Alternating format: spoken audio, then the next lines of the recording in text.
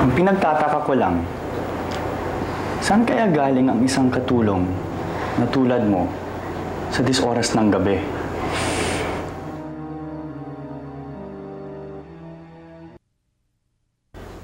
Alam ba ng nanay mong nasa labas ka pa? At saan ka naman nanggaling? Naglakad-lakad lang sa labas, Kuya Jake. Hindi kasi ako makatulog eh. Ah, ganun ba? Siguro may malalim kang iniisip, no? Ano kaya yun? O baka ang tamang tanong eh, sino kaya yun?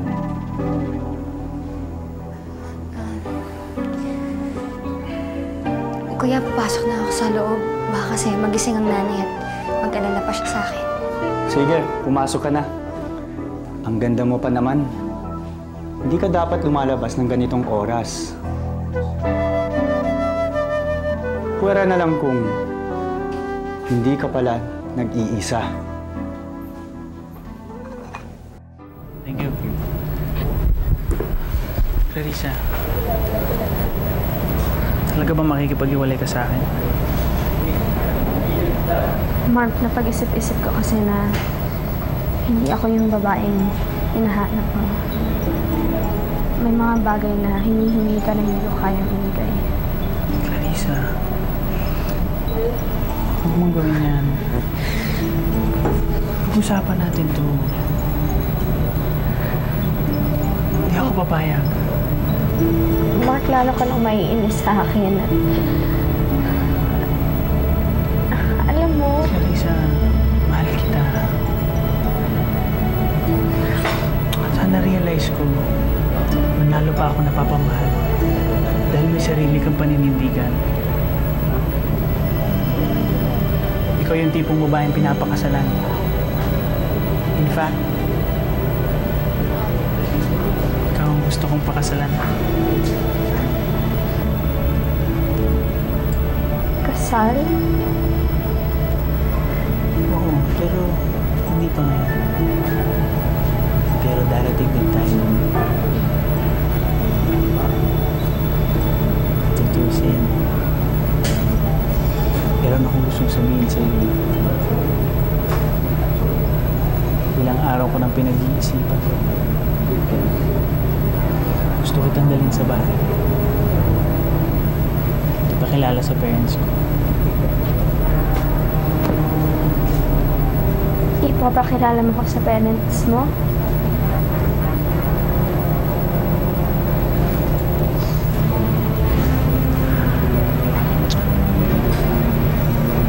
Ibig bang sabihin ng mga ngiting yan, hindi ka na makikipag-split sa akin? Baby. Ay, Mickey. Si Clarissa, hindi mo yata kasama ngayon. Clarissa. Puro na lang Clarissa. Paano naman si Pinky? Siyempre naman. Kamusta na ba siya? Hindi na kasi kami nakakapag-usap simula nung nakita ko yung mayaman yung boyfriend dito. Naku, yung lalaking yun, puro problema nga dulot sa buhay ni Clarissa eh. Ay, naku, alam mo, wish ko lang, ha? Wish ko talaga naging kayo na lang. Oo nga sana nga eh. Pero hindi rin, puro problema rin dumarating sa akin itong nakaraan na mga araw eh. Talaga? Kawawa naman ang baby ko. Kaya nga naisip ko na siguro mas mabuti na rin na kay Mark siya napunta. At least ang lalaki na may kaya, maalagaan siya. Kaya kiss naman sa akin na baka matagdagan lang ang problema niya sa akin. Touch naman ako doon. Mahal mo talaga si Clarissa, no? Mas mahalaga sa'yo makita siyang masaya, kahit ibig sabihin nun, masaya siya sa iba. Oo naman. Tsaka, hindi na siguro babago yung pagtingin ko sa kanya. Mahalin man niya ako, hindi. Dito lang ako, di ba? Umaasa na mga balang araw, matuto rin niya ako mahalin. Papayak ako sa ginagawa mo yun eh. Sobra ka na.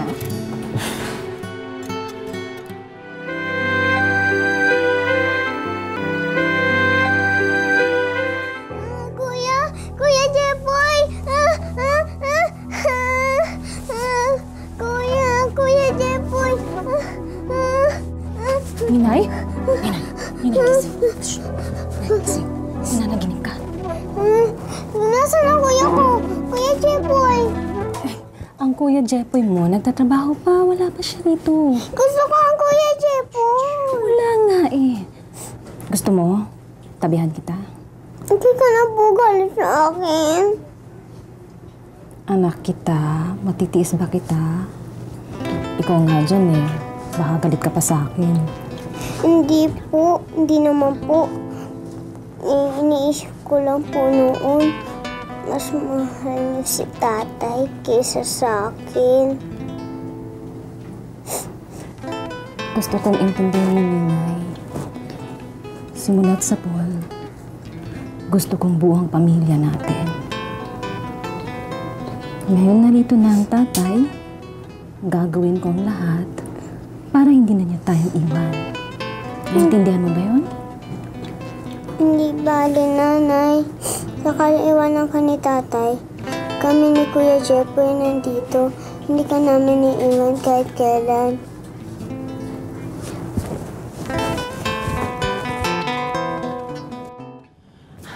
Sister, ano? Hindi mo hiniwalayan si Mark? Eh, mahilig ka pala sa sakit ng ulo. Di sinsana, niregaluhan kita ng bato. Sinubukan ko naman eh. Sabi niya sa akin, mahal daw niya ako. Tapos handa daw siya kung paksalan ako. Oh. Wow, ang ate ko nadaan sa bola. Hindi naman sa ganun eh. Pinky, hindi mo ba nakakita? Diba ito lang naman yung hinihintay ko buong buhay ko? O, hindi at least. At last, makakaalis na kami ng mamo dito sa lugar na to. Pero hindi mo siya mahal. Eh, natututunan naman yun eh. Kaya kong pilitin yun. Mapipilit ko yun. Naku, ewan. Parang may mali sa eksenang yan. Tsaka tinan mo. Tinan mo sabi ng alaga ko. Disagree siya. Tsaka paano yan? Ha? Hawak ka pa rin ni Gina sa leeg, ha? Yung kay Gina, madali na lang yun. Tsaka handa naman akong tiisin ang lahat eh. Basta ang importante, makaalis kami ni Mamo sa lugar na to. Yun lang naman ang importante, di ba? Sa wakas, makakaalis na ako sa mabahong lugar na to.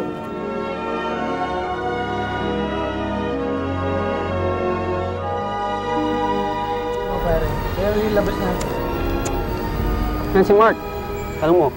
Tol, sinasabi ko sa inyo, pare, ibang klase yung pambobolang ginawa ko sa kanya. Pare, kinagat niya. Talaga? Pare, ibang klase. Nabola mo naman. Napulero ko, pare. Kung tutusin, pare, kinuwentuhan ko lang siya ng mga... Sabi ko, pakakasalan ko siya. Pakikilala ko sa parents ko. Pare, naniwala. Ibang klase. Ang klase ng bola to, pare. Di ba napigil ko nga siya makipag-split sa akin? Ano siya, swerte? Pare, hindi ko siya pakakawalan hanggang virgin pa siya, no? Kailangan matikman ko siya. Bakit? Wala ka bang kaplano-plano dyan sa girlfriend mo? Ako pa, magpapakasal? Dehins, pare. Kala paniwala ko nga siyang seryoso ako sa kanya eh. Ikaw magpapakasal.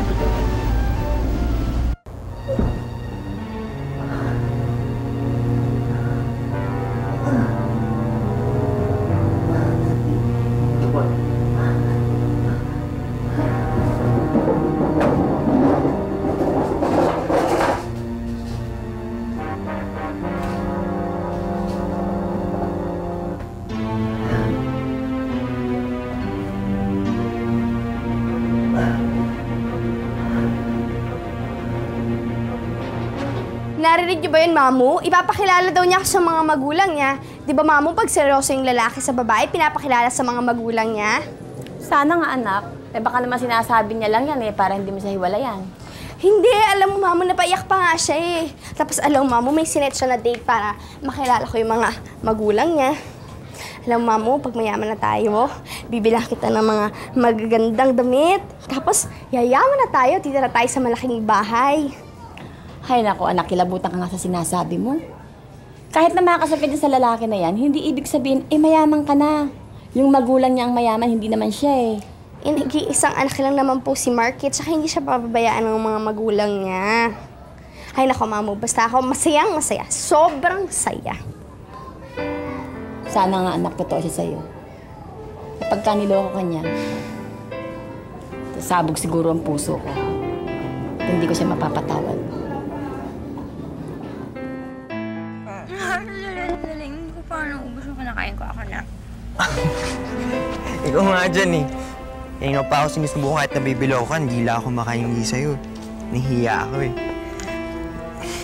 Alam mo, masaya na ako ng ganito eh. Yung magkasama tayong dalawa, na tayong dalawa lang. Parang walang ibang tao sa mundo. Kahit sandali lang, kahit napanakaw. Sa tingin mo ba meron pang ibang taong kasing saya natin ngayon? Wala pong mangyari yun. Kasi wala nang sasepa sa ating dalawa. Alam mo, sana, ang unang anak natin, gusto ko, kamukha mo. Tapos, isang maliit na carbon copy mo. Ano ka ba naman? Hindi pa nga tayo nakakalabas ng hindi patakas, anak agad iniisip mo. Eh, bakit naman hindi? Alam mo, balang araw, magmamamalaki ko na sa buong mundo kung gaano kita kamahal. At hindi na natin kailangan itago yun. Charles, sana lagi tayong ganito kasaya, no?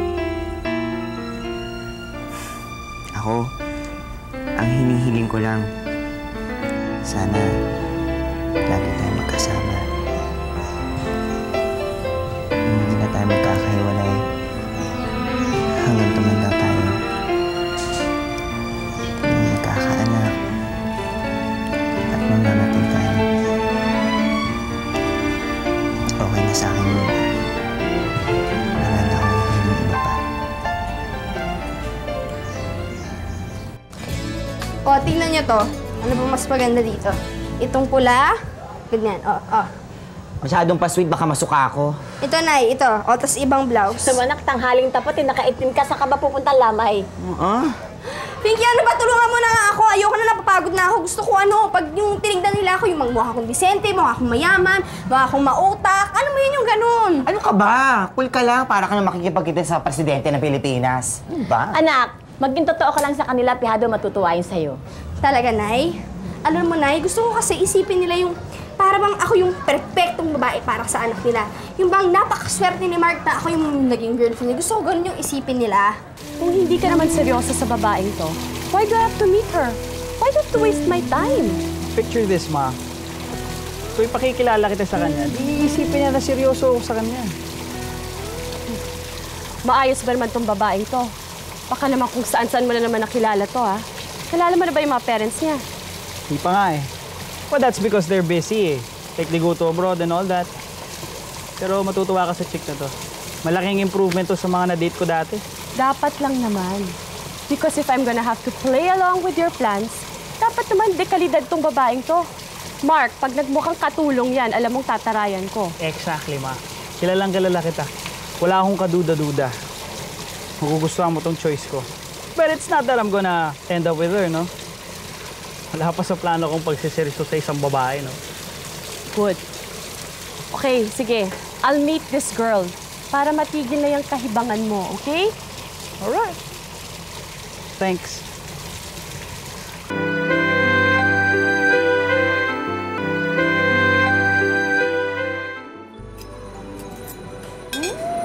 Sarap. Tignan mo yung ulam nyo. Kung may gusto ko ba ho kayo iba, pakisabi na lang ko sa akin.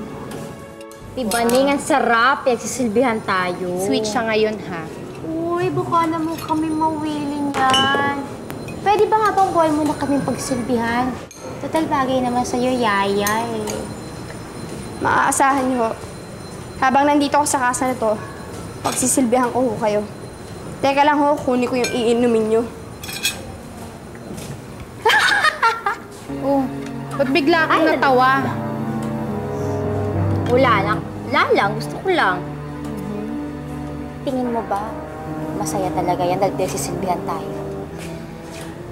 Excuse me ho. Meron pa ho kayong gusto? Pay-pay. Lagi, iniisip lang yan. Akala niya. Pwede na siyang mawala dito. Nagbibilang lang siya ng araw niya. Oh, saan naman daw siya pupunta? Ano daw? Isang malaking bahay kung saan gagawin siyang prinsesa.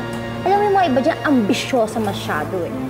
Ang hindi lang niya alam, Ning, hindi pa rin siya wagi kasi ang lola mo pa rin nagpapaikot ng lalaki niya. Kilala mo yun? Sino yun? Oh. Hanggang ngayon ba nagsasakit pa rin yung ulo mo? Akala ko ba nagpa-check up ka na sa Amerika? Wala to, Dad. Siguro init lang ng panahon. Tsaka, precious lang. Anong pressures? Ang daras-daras mangyari. Okay ka ba? Palagay ko I think you should get a second opinion. Dad, I'm okay. Don't worry. Talaga, O sige, mabuti pa magpahinga ka na lang. At si Catherine na lang uutusan ko kay Ferdinand. Total, nagawa na niya ito minsan Catherine, okay ba? Can you do this favor for me? Hindi kasi kaya ng Sir Charles mo Isinuot ko ang kwintas sa aking anak bago ko umalis papuntang Amerika.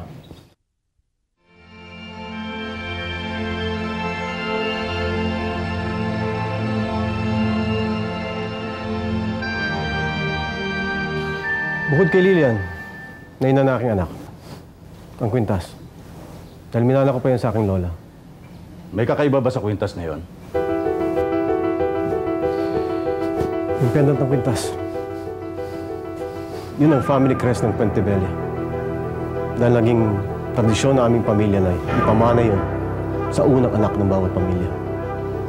So, ang sinasabi ninyo, Mr. Puente Vella, pag mahanap ko ang may suot na kwintas na yon, makikita mo na rin ang anak. Mark, sigurado ka bang okay lang tong suot ko? Kasi kung ayaw, pwede pa ako magbihis ulit. Babe, okay lang yan. Besides, you look great as always. Akong bahala sa'yo. Sigurado ako may impress ang parents ko sa'yo. Sana. I mean, hindi ba importante yon? Lalo na pag nagkatuluyan tayo, yung magustuhan nila ako. Of course. Hindi nga ako worried at all sa maging reaction ng parents ko sa'yo Ano, ready ka na ba ma-meet ang future in-laws mo? Let's go! Old family ang Puente Vella clan. Iilan na lang ang may family crest hanggang ngayon. That's good. Siguro naman mas nadali yung trabaho mo para mahanap ang anak ko. Sana naman ang anak ko pa rin ang may suot ng kwintas hanggang ngayon. So I'll just call you up as soon as mayroon akong balita sa anak mo. Okay, sige. I'll be expecting your call. Magandang hapon po, sir. Catherine, right? Ipinabibigay po ni Mr. Madrigal. Mga dokumento ho, pirmahan niyo daw po. Sige. Ikaw, pumasok ka muna. At babasahin ko ito. Ingin na! Ang bagal mo Dali mo, tutusan kita. Kanina pa kita inaabangan Tingnan nga dito. Tandaan mo Tutusan kita. Doon ka sa kanto. Dalawang kanto, kakaliwa ka Hanapin mo si Tonyo. At sabihin mo sa kanya may pinadala sa kanya si Berto. Naintindihan mo ba? Ha? Tay, may pasok pa po ako Hoy, huwag kang pasok ng pasok Walang mangyayari sa eskwelahan. Sayang ang panahon sa'yo. Sayang lang ang pera. Dapat na yung mga panahon natin, kumikita ka na sige na, pumunta ka na ron. Tapos mo si Tonyo Huwag mabawala yan. Ito yung bahay namin. Pagpasensya mo na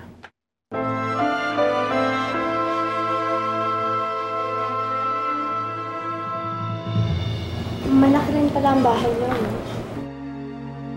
Tara, punta na tayo kay Mami. Naghihintay na siya. Magandang hapon ho.